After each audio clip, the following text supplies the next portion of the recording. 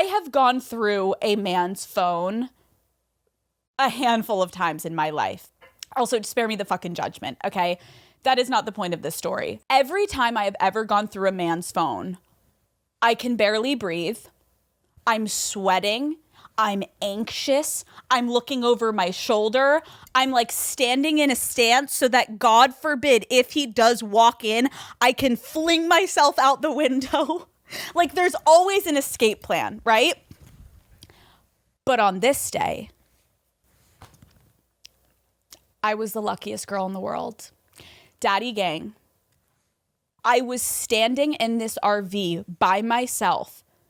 And when I looked out the window, I had a full visual on this man. I knew exactly where he was, and I knew exactly how much time I had if he started walking back to the trailer. I was a fucking pig in shit. Like, imagine yourself holding the man's phone and you see him 500 yards away doing a muscle milk pose. Like, I had time. I don't know if I've ever felt a thrill like that since that day. God damn. So here's what I do. I immediately go to the text messages and I'm scrolling. And this is really where the fucking story begins. I start going through the text messages and turns out he's not a man of God. He's a fucking philanderer. He is a philanderer. And, you know, I thought maybe I would find something, right? Like, you always think, like, there's going to be a little something. But Jesus fucking Christ. This man was single-handedly running a brothel down in Port St. Lucie. I need to relax.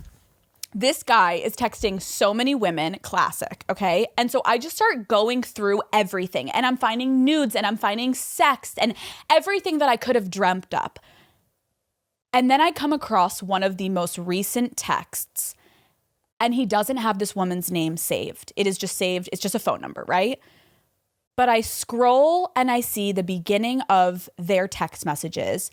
And it's a text message from him saying, and I quote, "You can go in the front door. It's unlocked. My bedroom is the one on the left. I'll be home in 20. And she says, KK, see you soon. Obviously, they're not meeting for a fucking prayer group, daddy gang, okay? Obviously, they had sex. Like, he didn't even say her name. Like, hi, how are you? It's like, it's the door on the left. I'll be home in 20. So the wheels start turning immediately. And in my brain, I'm like, okay, it appears this was the last woman that he had sex with. Obviously, the nudes are one thing, but this is, I kind of have proof of sexual intercourse. No, I don't. But like, I'm like, I kind of do. Like, the door on the left, what is she? Like, giving him a little fucking jerk tug? Okay, that's still sexual something, right?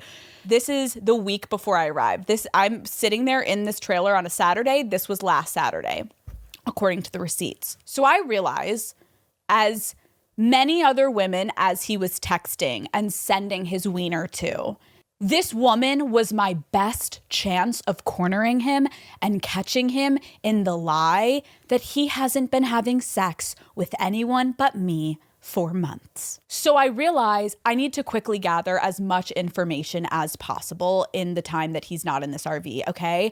In these messages, not once, like I said, did he use this woman's name. And there's no saved contact, but I have a phone number.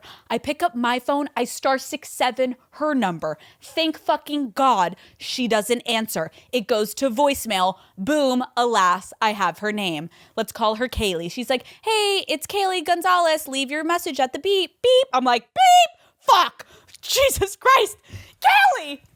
We love Kaylee. Kaylee did nothing wrong to me, okay? But now I have her name. Then I start scrolling the messages to search for more clues. And I was respectful. I'm like quickly scrolling past her nudes. I'm like, oh, you got great tits. Oh, don't look, don't look.